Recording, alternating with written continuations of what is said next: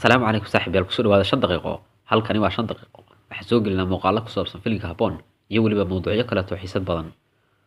fadlan subscribe saar si ay kuu soo gaaraan muuqaalada mowduucana maanta wuxuu ku saabsan yahay Oday Ducaale oo ah aabaha Jamaal ma badbaadin doonaa nagartana ma ka takhalusi doonaa si uu u badbaadiyo jacaylka u dhaxeeya wiilkiisa Jamaal iyo Habboon Oday Ducaale waa ninka labaad ee imika og sirta ay dhagarta weyn ugu qoosheeso islaanta Amran si ay u kala disho isla markaasina u kala geyso Habboon iyo Jamaal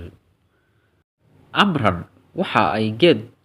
gaaban iyo mid dheerba u fuuli doontaa si ay u kala geyso Jamaal iyo Habboon sida aynu soo aragnay xalqadii horeba waxa ay aaminsan tahay in wiilkeeda uusan marnaba u qalmin isla markaasina aan lagu dari karin oo guri la geli karin gabadh aan la aqoon cid dhashay isla markaasina ay mugdi ku jirto asalkeedu haddaba marka aynu fiirino dabeecadda Oday Ducaale iyo saaxiibtinimada dheer ee ka dhaxaysa Oday Ducaale iyo wiilkiisa Jamaal sidoo kale tan aynu fiirino Jamaal oo aan wiil wax soo bartay isla markaasina uu Oday Ducaale rajo weyn ka qabo sidoo kale tan aynu fiirino iskhilaafka marmarka qaar u dhaxayn kara Jamaal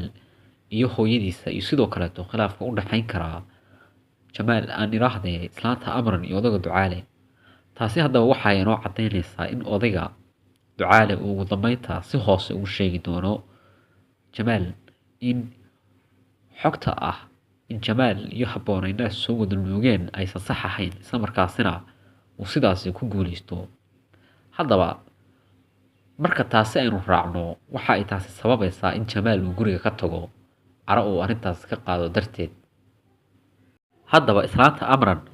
arrintaasi darteeda waxa ay samayn doontaa marka uu Jamaal guriga ka tago waxa ay dhibaato tan ugu weyn u geysan doontaa Habboon taasoo ugu dambeynta sababi doonta in Habboon nafteedu ay guriga isaga cararto